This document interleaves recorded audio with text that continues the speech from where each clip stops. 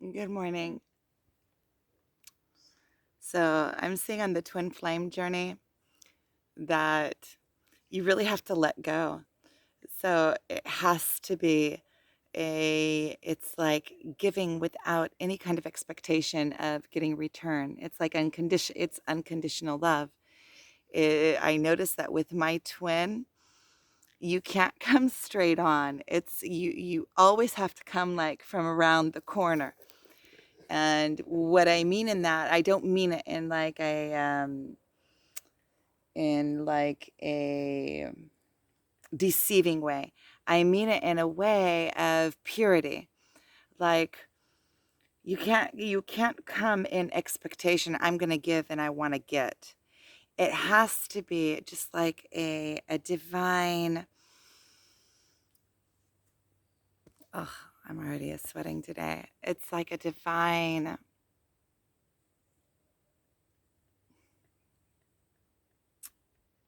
not lingering, because lingering has like a bad, it's not, that's not the right word. It's like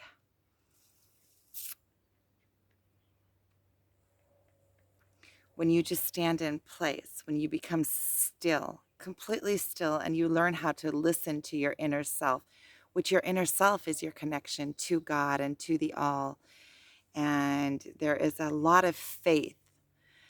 Um, there's a lot of faith that is required, belief. You have to believe. Um, and I'm understanding that belief it is not giving or taking. Belief is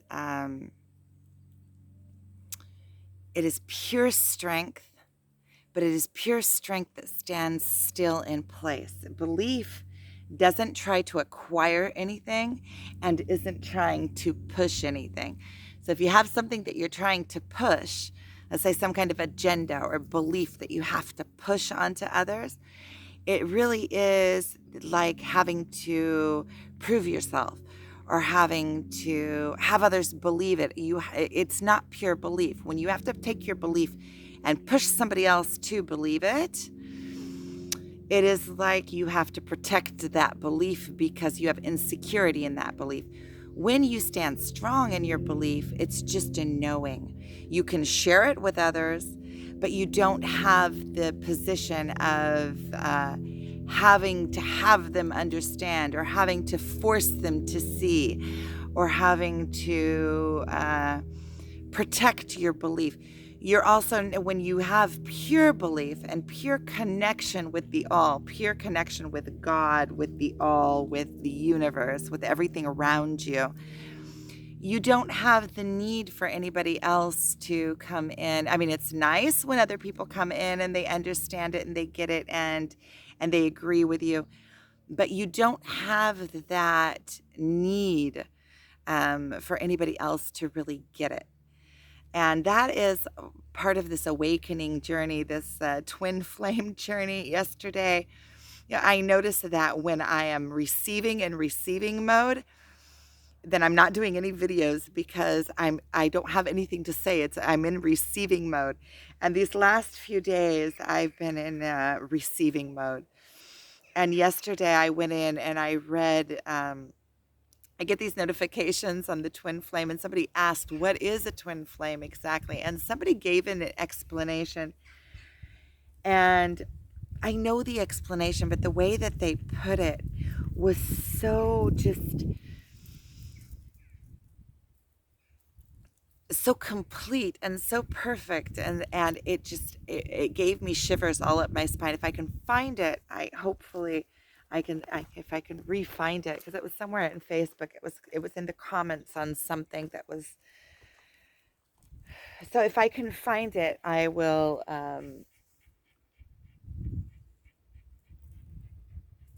If I can find it, I'm looking at. There's a cave up there. I wanted to.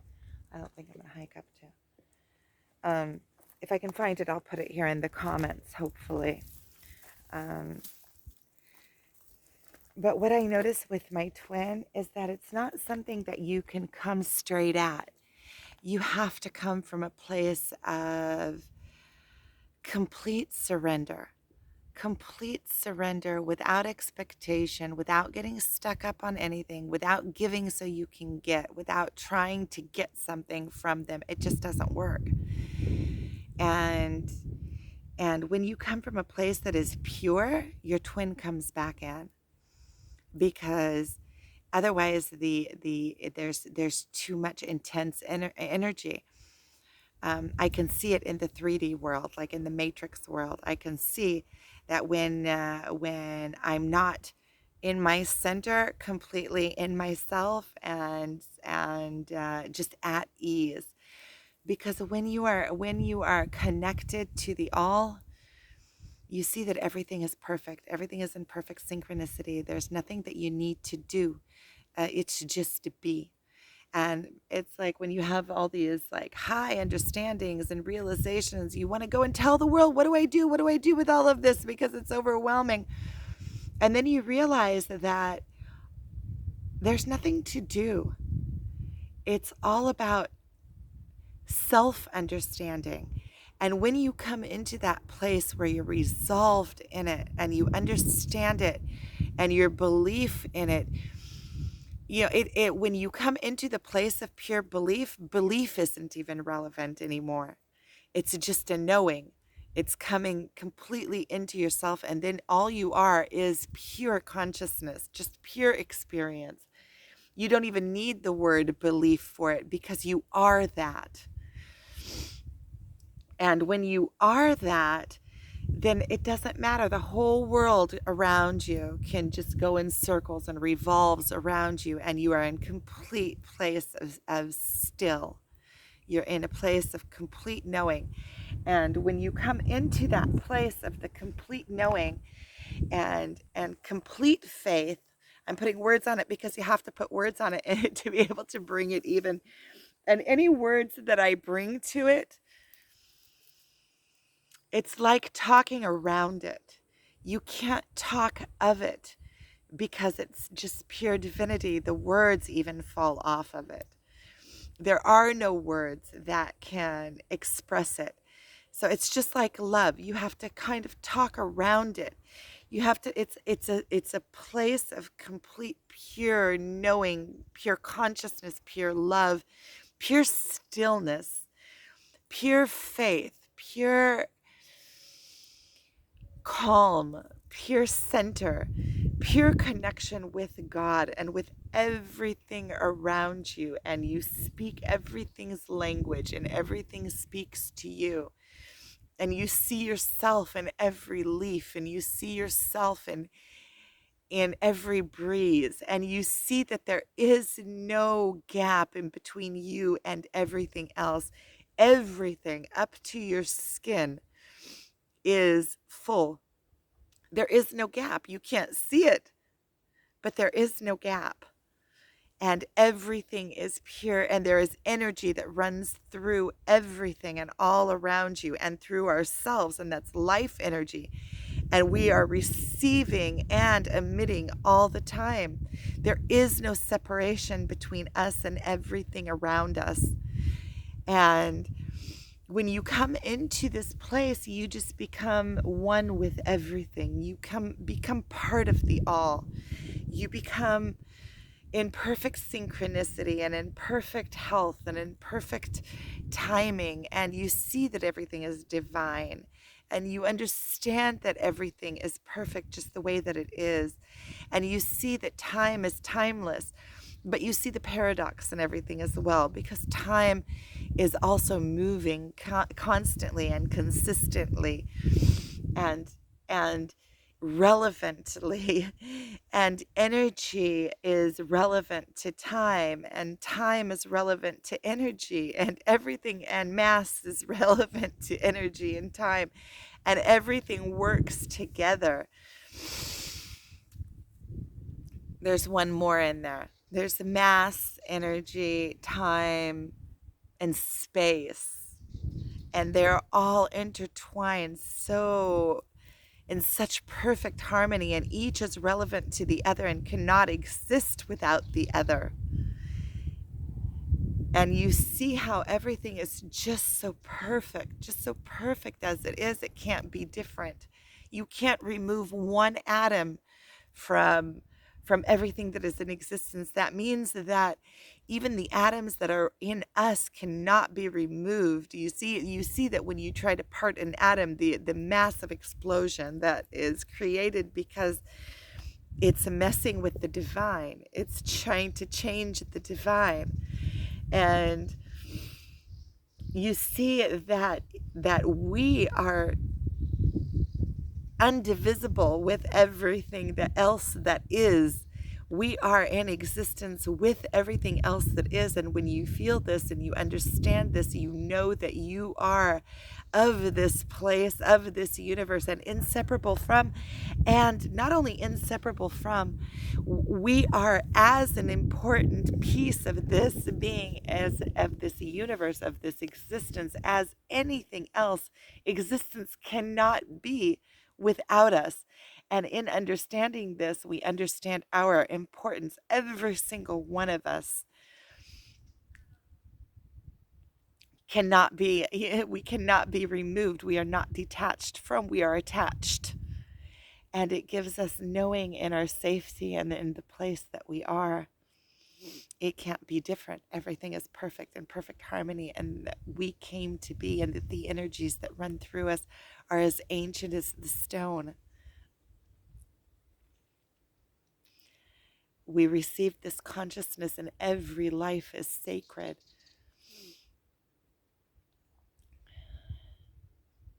This consciousness is it's a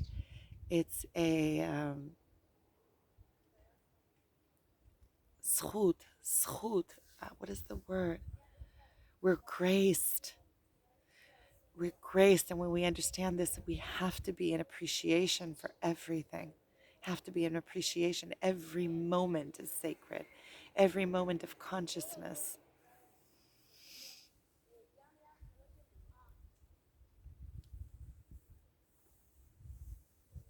There's that group of girls walking through the valley. We are sacred. And it makes me be in pure appreciation. Every moment in this life, I am appreciated for it, and I understand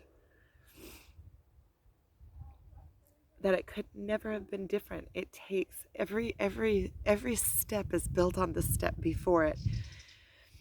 And sometimes you can have realizations, or when you get to a knowing of something that is so grand, like what I'm talking about here, that it's like a quantum leap. You get to jump up.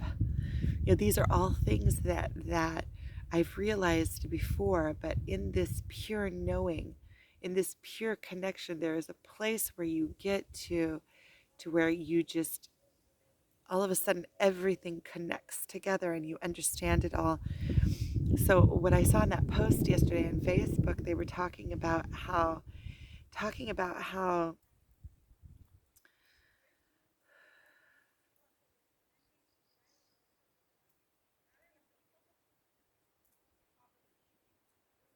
that we've, about the mission, about the twin flame mission.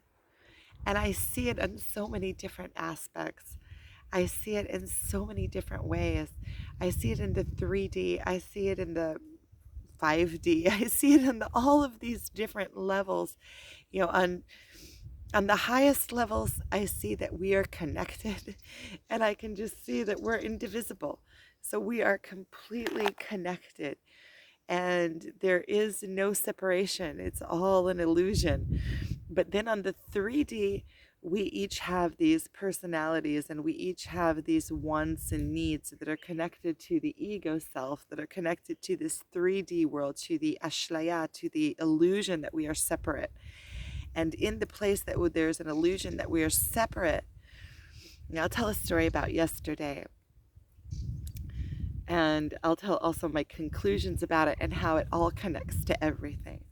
So the day before yesterday, I came back from Jerusalem. I called my twin when I was on my way back. And I went to the hot springs and I offered him to come. And he said, no, in the meantime, I'm at home. And I said, okay, well, I'm going anyway. I was going anyway. So I went to the hot springs and I was there for a while. And before that, we had a conversation in the morning. I called him when I was like super overwhelmed with like everything emotionally from my visit to my friend, and she left the house and I stayed in her house and kind of situated her place and made it nice for her and cleaned up and just had a morning there in solitude. But I kind of got overwhelmed with everything. Also being in Jerusalem, I love Jerusalem. I love those mountains there. I just there's a different energy from the Galilee than from Jerusalem. We had a conversation about it, my friend and I, and that she says that she can feel that I'm from this place, that I'm from the Galilee. There's something, and I also feel it. This is my home. Galilee is where it's like I belong here, and like I come from here. This is where I belong. It's like a knowing. This valley, see right behind me, that's the pillar.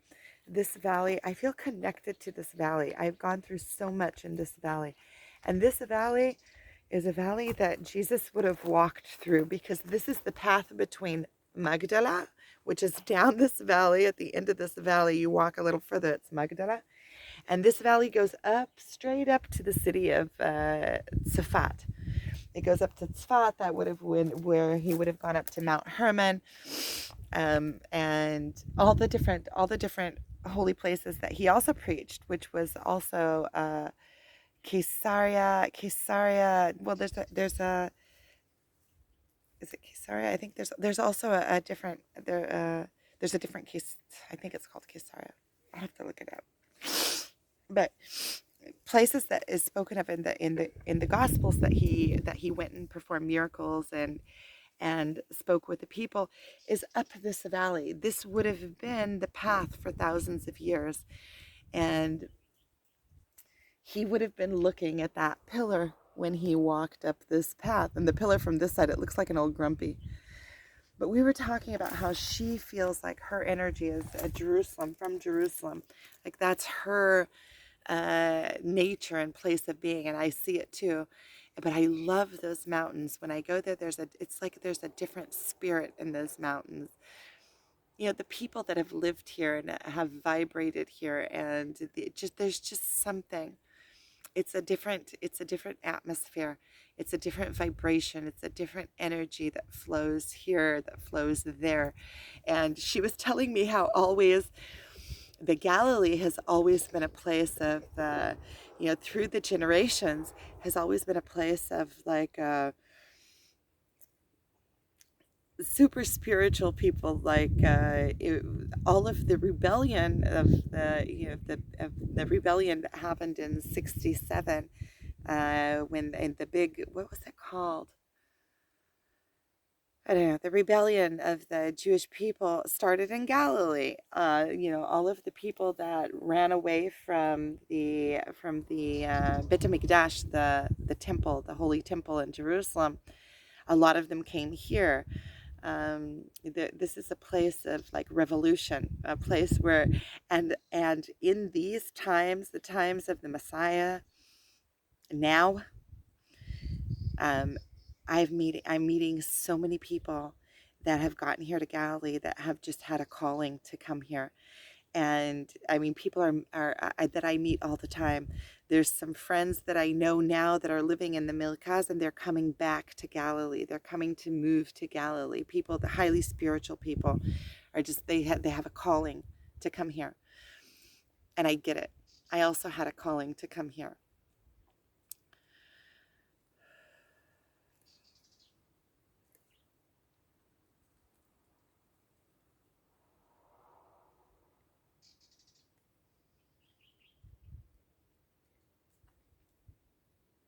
So I called my twin. I'm gonna get onto my story because I can just keep on going. There's so many stories that are intertwining in these last few days. It's just overwhelming. So in the morning, and it was really a test, but it wasn't even. I just flew through that test of smoking marijuana. I had absolutely no it's just like that part of me is just like asleep. There's nothing in me that is drawn to it. I feel, I always felt like I'm going to quit marijuana, and then my spiritual, like that it gives me like a spiritual edge. And I feel now that it's exactly the opposite. I haven't been smoking for a while, and I feel like it's the exact opposite. It's like my spirituality is just like boom, opened, wide open, and it's in a place that's pure. There's no, it's not cloudy. It's coming in like crystal clear. Like if I'm always requesting clarity, if that's one of the things that I always ask for, I always ask for, give me clarity, give me clarity. And when I smoke, I get all sorts of messages, but it's always with this cloud, or with this like illusion, this smoky illusion. I can see to these depths, but it's always through this filter of and I was always in like this feeling that if I quit smoking, then I'll lose my spirituality and my connection with God. And I'm finding that it's exactly the opposite. The more the cloud lifts off of me, the more pure the connection becomes, and the more pure and clearly I can see. And it's coming through like crystal clear. I'm just sitting in complete awe, in complete awe. And when you sit in this place of stillness, everything around you moves, and everything around you you can see so clearly.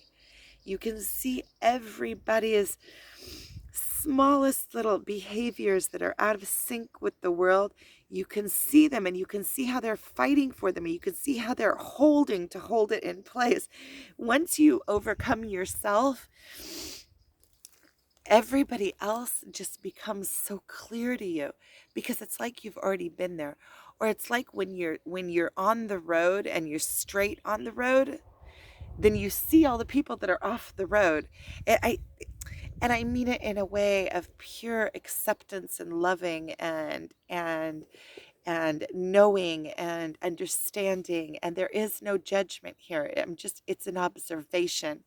And I'm giving the observation not out of a place of, oh, look at me, not out of a place of ego, but out of a place of inspiration. Mm, just because I feel like if I am in this place and I can show it, and I'm not always in this place. Yeah, I'm still human. I still slip. There's slips, but there are moments of pure clarity where I can bring it and show somebody what it looks like, and kind of give an idea of what it looks like energetically, even if there's three people that understand and get what I'm talking about and can separate themselves from their egos so that they can receive this word and know that it is an option and that it is possible. Then that is my God's work. And through my twin and the clarity that I get from him and how I see his work,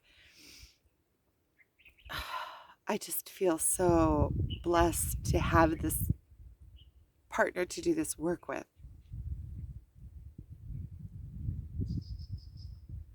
The mirror.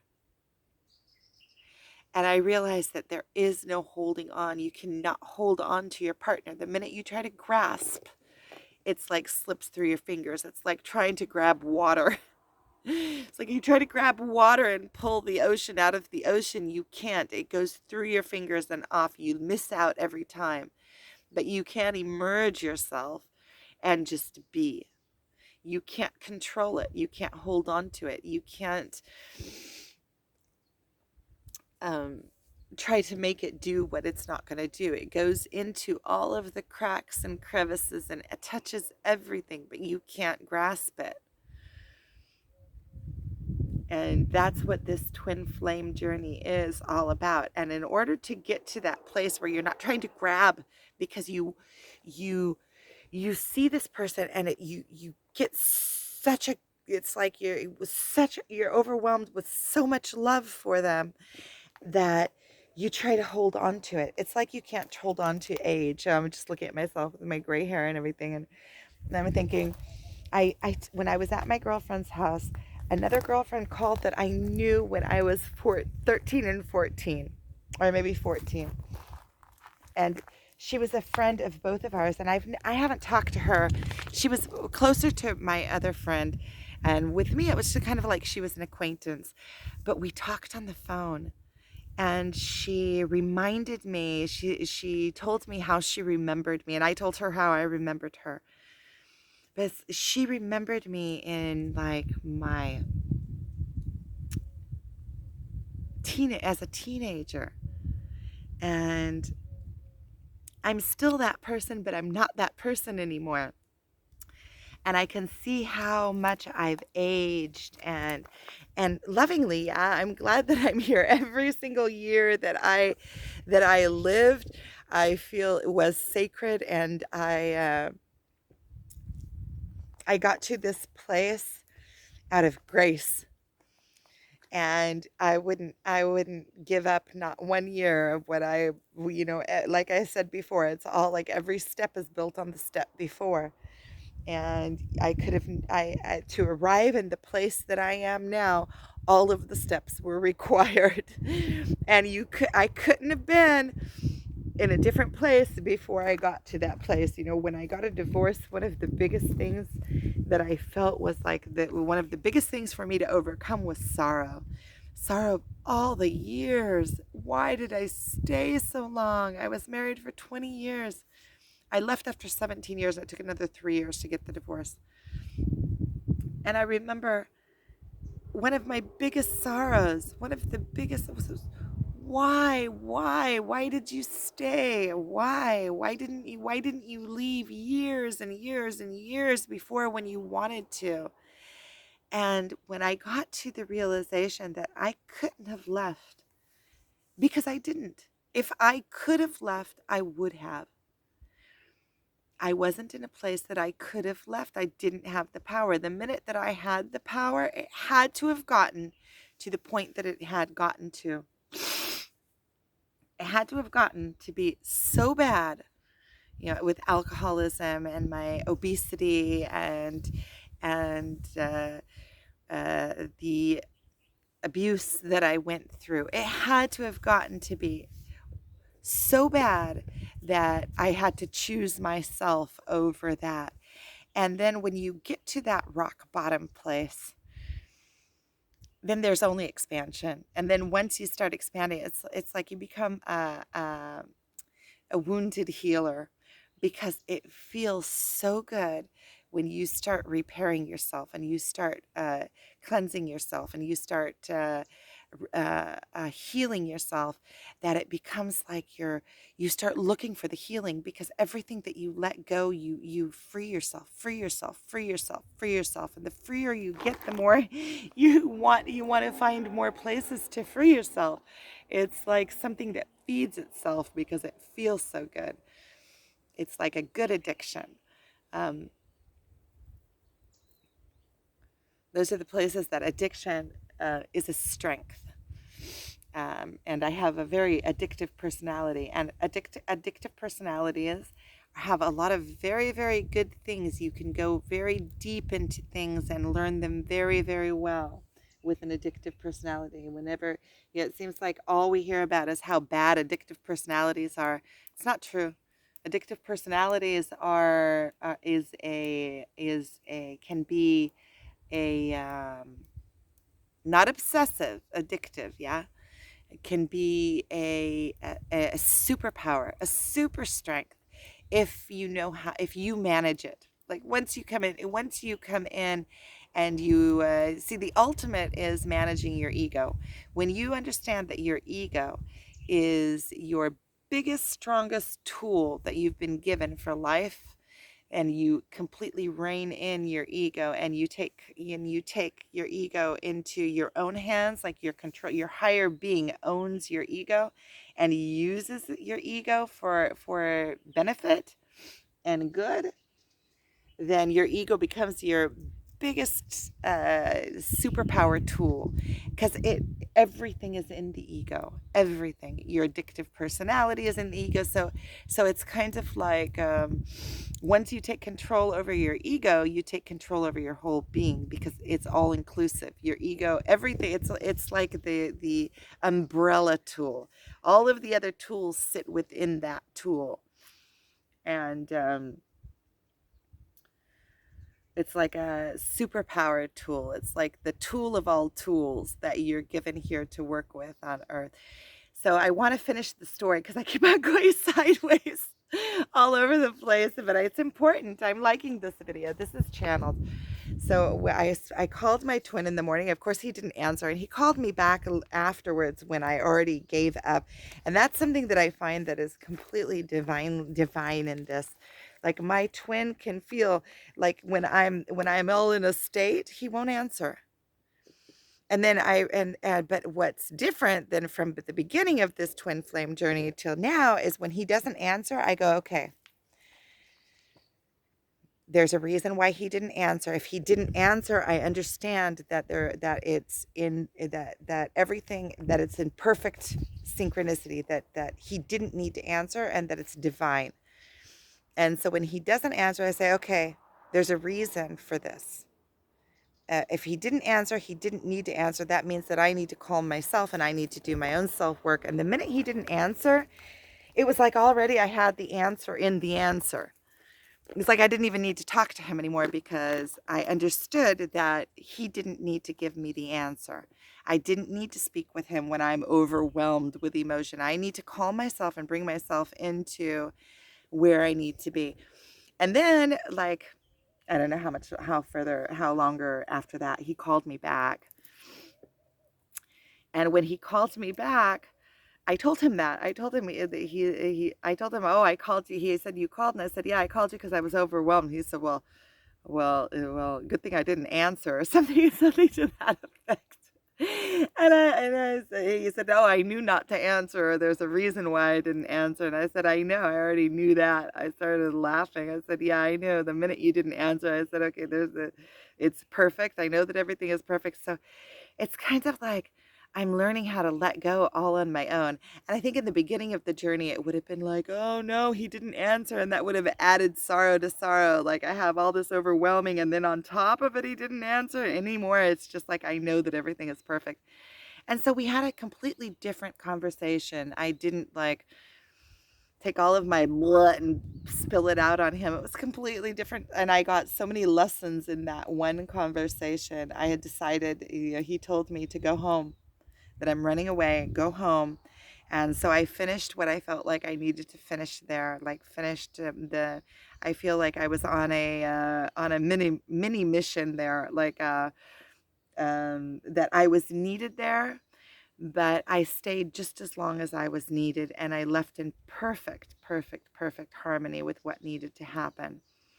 And it's all freaking connected. So when I was on my way back, I sent my twin a message, and I asked him if he wanted to meet at the hot springs because it was on the way. And he said, no, he's home in the meantime. And I said, okay. And so I went there. And after I went there, and he told me also, um, to ask, because we were talking about, what he said. It feels like you're running away because you need to sit and do what you need to do. You need to, like, sit and take responsibility for your life, and you're running away from your life instead, going all over the place, going to Jerusalem and I do feel like I was divinely guided to go to Jerusalem. I was needed there. That was my God's work. And I feel like it was, I came there and I was needed, and I left when I needed to leave. But when I went, and then I told my twin when we were talking on the phone, I said, yeah, but I don't know what I need to do. I said, can I sit with you and talk with you about all these different things, all these different ideas? And he said, no. And as soon as he said no, I said, okay, I get it. I don't need him on this. And he said, you don't need me. He said, you have all the answers. You sit. He told me, sit, pray, and ask for guidance. and just meditate on it. And he's right, because when I get into the still, I have a knowing of what I need to do. And he said, if you don't know exactly what you need to do, start moving in the direction that feels the most right, and it'll open up for you, and you'll be led into what is perfect for you to be doing, which is absolutely true. If I start building the site that I want, and he said, less talking. He said, you talk a lot, less talking. Don't talk about it, do it. And so I'm not going to talk about it. He said, don't talk about it. And I understand that when I talk about something, in my mind, it's like I already did it. So then I lose the power of it. So I know what I'm doing. I know what direction I'm going in. I'll just say that I'm sitting down to build a site. And I understand that if it is not, if I start building it and it'll start evolving. I just need to create the movement. I need to start somewhere, because if I'm not starting, then nothing is getting done. And he is so sweet. He's just the sweetest thing. He's just the sweetest thing. He's just like pure love. He's just the sweetest thing. I'm overwhelmed with, like, I'm gushing. He's just the sweetest thing. For the last couple of months, he's been sitting and building a site. And his site is in constant movement. It's constantly evolving. He's doing this. That's not exactly what he wanted. And then he's doing this. And he's showing me the way. He's showing me how it's done. And he's showing me that he is also struggling with, like, concentration. Like, some days he'll tell me, I did 5 minutes of actual work today. The rest of the time I just got up and I moved from here and moved from there. But it's 5 minutes of work that was done towards the target. And I see how 5 minutes and 5 minutes and 5 minutes and 5 minutes and 10 minutes and 2 hours, and making yourself sit in place and making yourself do it and just creating movement in it, it's getting done. Yesterday okay, so let me finish the story. I'll tell the story the last couple of days. I'll try to get through it quick and just tell the physical without, well, all of the other things are also part of it. But I came back, and I went to the hot springs. And after I was there for a little while, my twin contacted me and he asked me when I'm getting to the hot springs. So I told him I'm already here. And so he ended up coming. So I ended up waiting for him, it's all like divinely guided. It's unbelievable. And so I had time there. I was all by myself. And that place is magical. It's absolutely magical. The water that comes up, this is water that comes up from the depths of the ground. They come up, like, really, really hot. And when you sit there, it's like, and you can hear the water dripping and bubbling, and it's all hot, and everything is moving, and the summer outside is hot. And so I sat there and I asked for guidance, and I did like a meditation, and I did a ceremony with my own self, asking for guidance and connecting with the all, connecting with God. And I felt like when I sat in the water, and I felt like I was one with everything around me, and I could see, like, I know it's kind of corny, but I'm going to say it anyway, because, if you've been watching my channel, you know that it's corny. But I was sitting there and I could feel, like, my vibration, the vibe. First of all, I could feel it. I can feel it now also going out of me and around me and all into this valley. But when I was in the water, you feel that there is no separation, because we're mostly water and I float on water.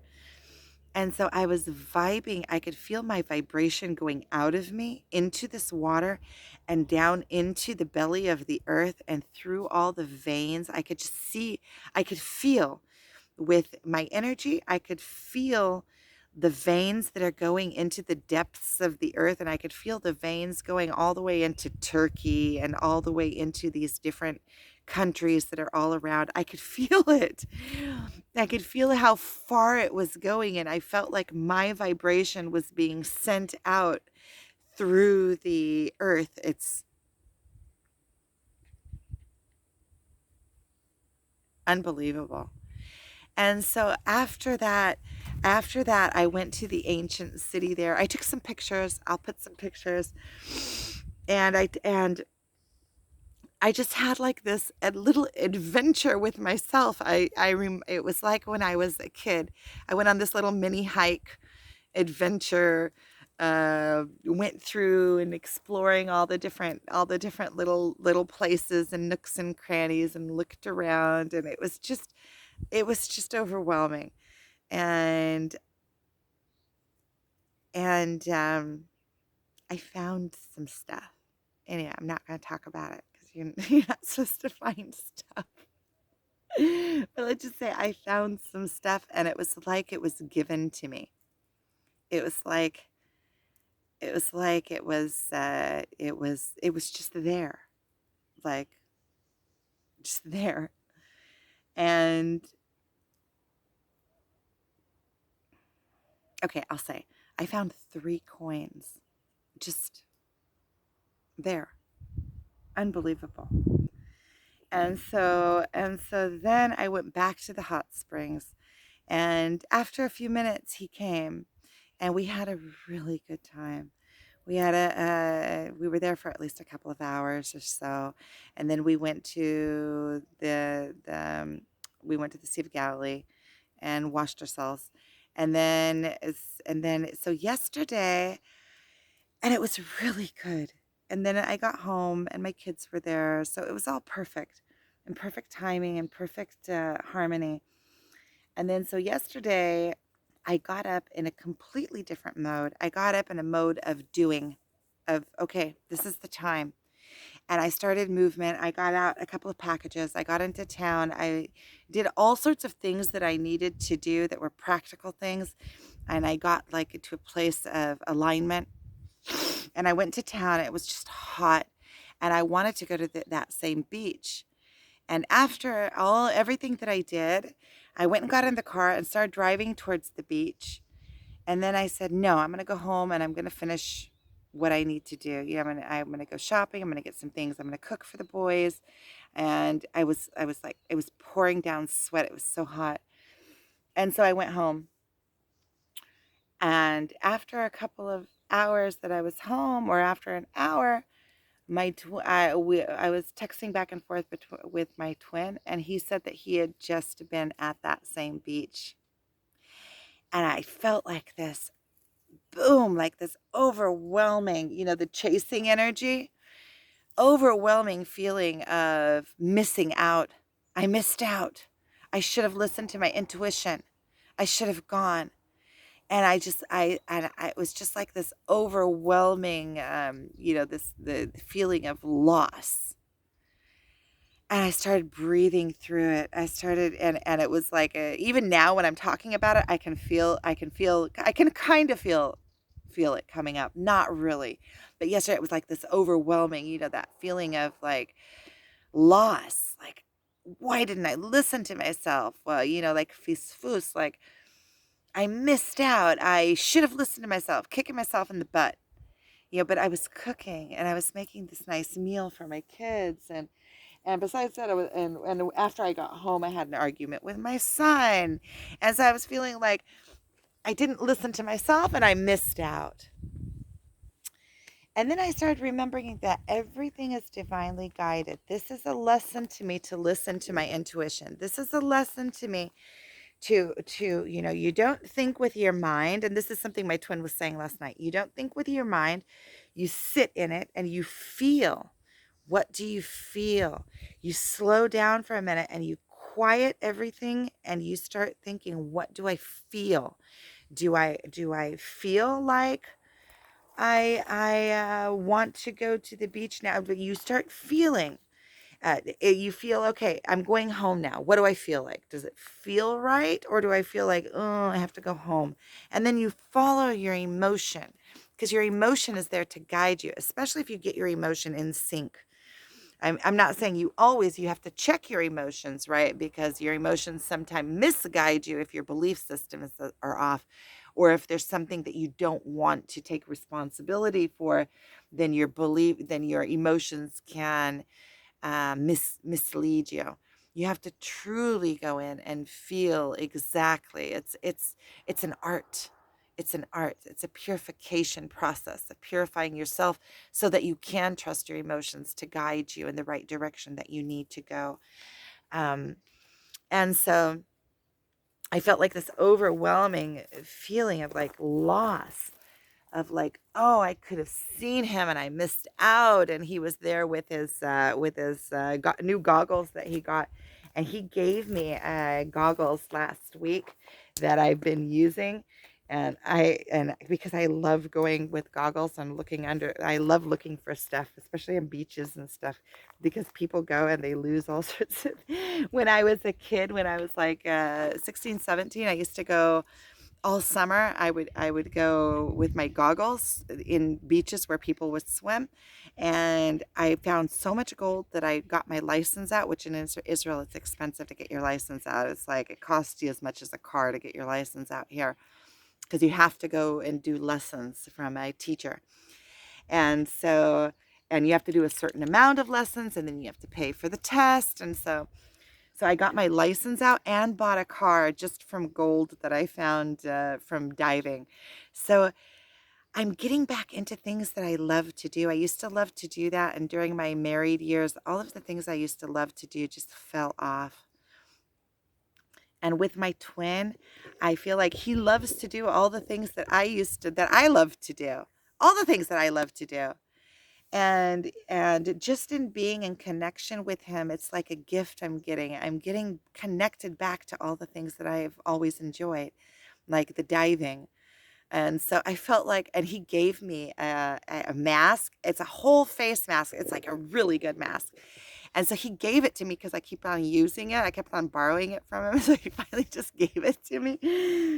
And I have it in the car and I've been using it. And so I felt like this immense feeling of loss, and then I sat in it. I just sat in it. I let it. I breathed through it. I had a little bit of like like crying coming up in me, because I don't know what this thing is with this twin flame journey. It's so crazy that you can see him one day and the next day you miss him like you haven't seen him in a year. It's like you're always wanting to be with them. And so I had this overwhelming feeling of like loss, and then I said, okay, no, no, no. You're not going down that route. And I just sat in it. And I finished cooking and I was speaking with my son, and I realized that I wasn't really with him because I was in this mind buzz from the loss, and I decided, okay, no mind buzz. And so I just sat in it, and then I ended up cleaning the coins that I found, and just doing my own thing and feeling like good with it. And so then I contacted him later and I sent him pictures of the coins, because I the day before I found them and we were together, so I showed them to him. And so um I sent him a picture, and then and I said, you know what? I'm not going to sit in this loss feeling. That's the ego, because everything is divine. Everything is perfect. Everything is exactly as it's supposed to be. And if I went home, then that was my lesson. That was a lesson that was received. That was what had to have happened, just like in my marriage. Like I had to have stayed that long in order to get the lessons that I got. Um, so it's the same exact thing. I had to have gone through that to understand that I need to quiet for a minute and listen to my intuition. And so I ended up just like breathing through it and like calming my whole self down. And then I cleaned those coins, and it was like super fun. I had like, and my son came down, my son Aviad is my youngest. I was doing it with acid. It was you're really not supposed to do, but my brother said it wouldn't do anything to the coins. I kind of think one of the coins that I found, it must not have been, it completely just disappeared. Another two kind of disintegrated. So next time I'm going to do it with electricity, like my twin told me to do it with electricity. You can do it with like low grades of electricity. And I watched a YouTube video on how to do it, so I'm going to do it that way. But it got me into the wanting to go find more coins, that's for sure. And so, and that's something that I love doing. You're not supposed to find coins or pick up coins. I was arrested twice when I was younger with a metal detector. So If we're already like bringing out everything into the open, it's like, whoa, everything's out in the open. I was arrested twice with a metal detector. You're not allowed to go metal detecting in certain places. That now there's a map that shows you where all of the antiquities are. So you can't, so as long as you follow that map, then you can. You just have to go in places where you're allowed to go, where it's not considered antiquities. I really need to get going. I'm like starving, and I have like this. I'm like dizzy because I'm so starving. I'm not starving literally, but I'm very hungry and I'm getting dizzy. And I've been out for a couple of hours now, and I want to get back. I have some stuff to do. And so I called him and asked him if he wanted to do something. And he asked me if I wanted to come pick him up. We could go to the hot springs again together. So yesterday we had like this really good evening, all evening until 1 o'clock in the morning. I got home at 1 in the morning. And it was super fun. We stayed at the hot springs. We were there until it must have been way after 11 or something, or maybe I got home at like 12:30 or something like that. I got in bed at 1. But we had a blast. And it just goes to show that when I was in that lost feeling like, oh no, I lost out, nothing good comes from it. Nothing good comes from it. Once I dissipated that and I just sat in it until it went away, and then I just got into something else and started enjoying myself, and then I said, what? There is no such thing as loss. There's always other opportunities. There's always more opportunities. It's light. Just keep it light. Just keep it as light as possible. That's that. Just it's like suspending yourself in air. Suspending. I don't know if that's the word, but it's like just I see it energetically. Like there's a space, and you are just sitting, and you're still in the middle of this place.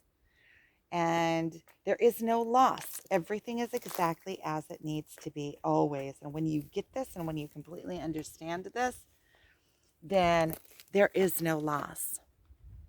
Okay, so I'm going to go ahead and end this here. So thank you for watching. I'm sending you lots and lots and lots of love.